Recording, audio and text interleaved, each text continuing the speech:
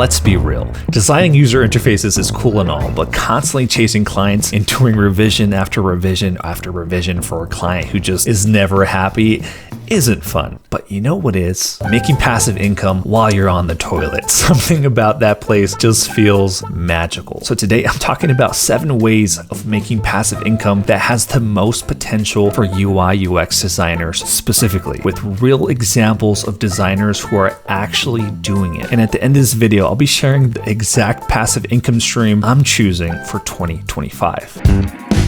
So quick disclaimer before people get their panties in a bunch. There's no such thing as truly passive income. That is completely made up. Every passive income stream requires some level of work. Some take upfront effort and some need occasional maintenance, which is why I'm rating each passive income source with an effort level and an earning potential level so we can keep this realistic. All right, let's get into it. You can create Framer templates, sell them, and get paid every time someone subscribes to a paid plan. The best part, Framer's affiliate program pays you 50% commission for every new user who signs up through your link. So in theory, you could totally double dip, selling templates and getting paid for referrals. And let me tell you about Hamza, a designer who went from making beats to making bank with Framer templates. In just 15 months, he went from making $2,000 per month to $17,000 a month with Framer. So yeah, Framer templates aren't just a cool side hustle. They can actually replace a sizable chunk of your client work or your salary if you do it right. Now, if you're wondering what kind of templates actually sell, Framer University put together an amazing guide for us. They analyze search demand versus supply, and these are the most profitable categories: e-commerce templates, landing pages, perfect for SaaS startups, real estate templates, and portfolio templates. But realistically, how much effort is required to make this a success? I give this a low effort rating because learning Framer is insanely easy and you'd be surprised how fast you can build templates, especially since Framer feels familiar with tools like Figma. The biggest challenge though is marketing. But let's be real, that's the case with any digital product. If you want sales, you got to be able to promote your template in front of people. But what about its earning potential though? I'm ranking this as a triple $ high. If you build multiple high quality templates and stack your affiliate commissions, this can easily be a 4-figure or even 5-figure per month passive income source. Hamza scaled to $17,000 a month and he's not the exception. Just search Framer template income on X and you'll find dozens of designers who are killing it out there. So the big question is, how do you actually make money selling Framer templates? What is the process like? The first thing that you want to do is join the Framer partner program to earn that 50% commission on Framer signups. You can apply on framers.com/partners. Then create high quality templates. Just make sure that your designs meet Framer's marketplace requirements so they can officially be listed. More visibility, more sales. After that, you want to set up payments. I recommend Lemon Squeezy to handle transactions smoothly and automate payouts. Then market your templates on X, LinkedIn, Instagram, and YouTube to drive traffic to your store. If you're a UI UX designer, this is a no-brainer. No explanation needed. But I do want to highlight a great example. I want you to meet Matt, a designer who casually turned this Shad CN UI kit into an absolute cash machine. This Figma template mirrors actual code components that'll make developers say, "I love you," and potentially call you Batman. But how much did he actually make selling this template? Well, let's just do some back of the napkin math here. He has over 2,000 reviews on his template. His lowest pricing tier is $119 per license. That's at least $240,000 in lifetime sales. And that's just the bare minimum estimate. And if that wasn't wild enough, Matt also made $33,000 from a Figma plugin called Figmaster without writing a single line of code. It was just an exercise-based list of text that helped people learn how to create design systems in Figma. The takeaway? Figma products sell a lot. But what type of Figma templates should you make? Popular categories on marketplaces like UI8 tend to be dashboard UI kits, e-commerce UI kits, mobile app UI kits, and wireframe templates. But feel free to do your own research on this one. I'm giving this a medium effort rating because most templates that sell are very robust and complex, like UI kits that have tons of components, variables, and it can be a lot of work. So just keep that in mind before you get started with this one. Earning potential?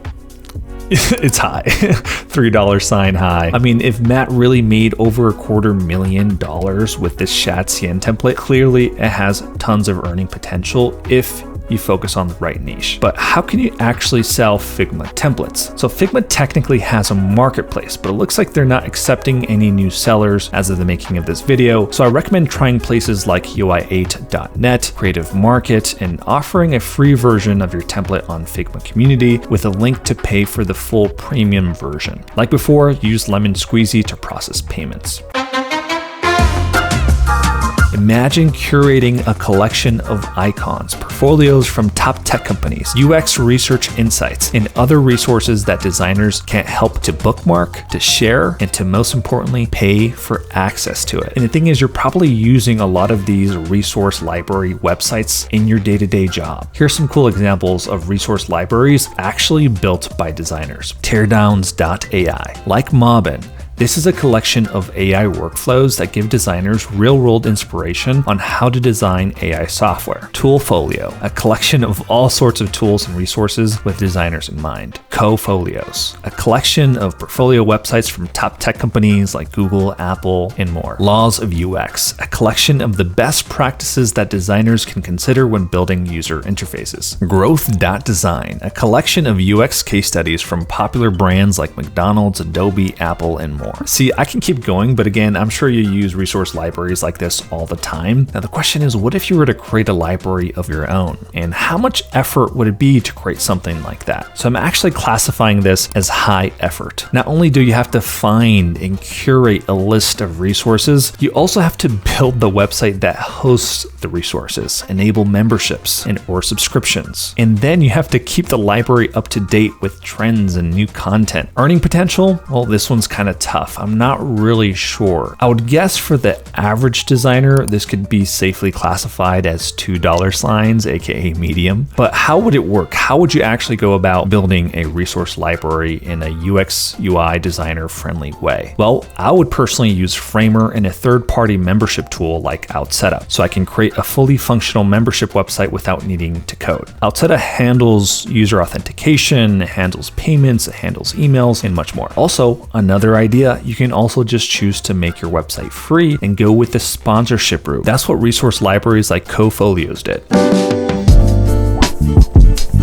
All right, so let's talk about writing books. Now, I know what you're thinking. Bro, I'm a UI UX designer. I'm not an author, but hear me out. Writing a design-focused ebook or even a physical book is one of the most underrated ways to build passive income. Why? Because designers are always looking for practical guides, UI principles, case studies, and even funny, thought-provoking design memes. And lucky for you, I got two perfect examples of designers who turned their ideas to books that sell. If you've ever seen a completely unhinged UI meme on X and thought, wow, this should never exist, chances are it came from Soren's book, Can You Imagine? It's a funny-ass collection of satirical design concepts, basically a book full of UI fever dreams that should never exist. The best part?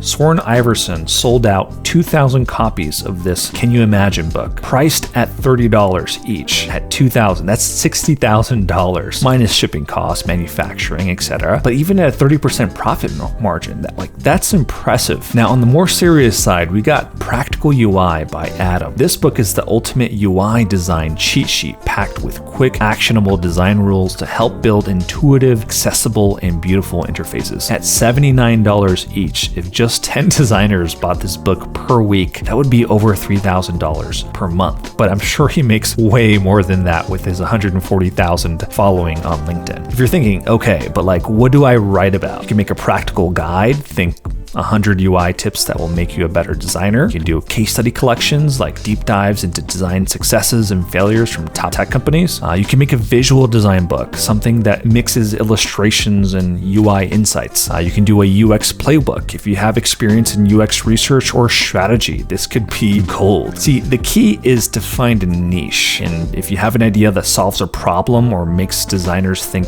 differently or even saves them time, you might be onto something big. But let's be real. writing a book is not easy. This is definitely high effort. It takes time planning and lots of coffee. So what is the earning potential for design-related books? Well, this one is tricky. It just depends on the demand for your specific niche, your specific topic, how well you market it, and whether you go digital only or sell physical copies too. But even if you get a few hundred sales per month, that's a solid side income. So if this is something that interests you, how would you actually go about it? What would the process look like? Well, ebooks are kind of easier to sell. They're just a PDF that you can sell using Lemon Squeezy. What about writing a physical book? Well, I honestly have no idea, and it's probably a better question for ChatGPT.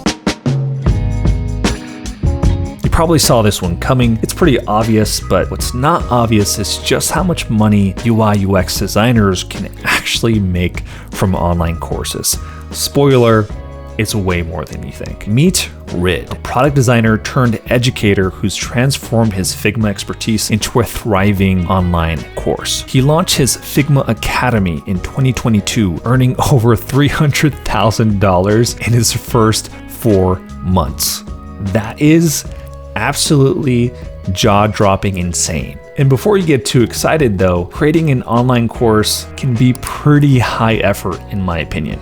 You really have to think about what you want to teach, how to plan it, you got to write it, you got to prepare design files, film it, edit the footage, and continuously update to keep the material relevant. Yeah, I personally completely underestimated how much work it actually requires to make a course that I would be proud of putting out. The money-making potential though, also very high, $$. So how do you actually go about selling online courses though? You can use platforms like Maven, which provides some of that audience for you already and does a cohort-based course at a higher price point. Or you can do Skillshare, which is a lower ticket video only course, which is way more passive. You can also try Teachable, where you'll keep a higher percentage of your revenue, but you're expected to drive your own customers to your course. Or you can, choose platforms like Udemy, where you can host your course in their marketplace. They'll take a higher percentage of your revenue. Wallpapers? Yeah, let's talk about it. Meet a fellow YouTube legend, Alir. He made over $50,000 selling this iPod-inspired wallpaper. Dude. This is crazy. Like, it's just one viral tweet made him $50,000. It's absolutely insane. Like, what am I doing with my life? Effort, with all these AI image generation tools, I would confidently put this into the low effort category. You still do have to be creative, but just with all the tools that are accessible today, low effort. Money-making potential, genuinely, I have no idea. I would have never thought that someone could make $50,000 selling an iPhone wallpaper. People pay for that? So how would you actually create wallpapers and sell them? Well, same as templates, you would use Lemon Squeezy to process payments. You can use AI tools like Midjourney or Krea. Overall, kind of nuts. YouTube has brought me so much incredible connections, opportunities, and yes, actual passive income. It would be a great disservice if I didn't mention it here in this video. Personally, I've made over $15,000 from YouTube ads alone, and sponsorships have been over $60,000. If you're willing to put in the work, YouTube can be an incredible place to not only make passive income, but launch your career. Effort level, high. Earning potential, also very high. But the thing about this income source is that there's a lot of upfront work and it's not entirely passive. Like, let's take the sponsorships for example. I have to continuously make videos to actually get paid through sponsorships. The reason YouTube is so valuable though is that it can become a launching pad for any sort of other digital product that you want to create. But what type of videos could you make? Well, probably the videos that you watch, like the UX UI design tutorials where you teach people how to use Figma, Framer. You can do portfolio reviews and case studies. You can break down real world UI UX projects that you've done.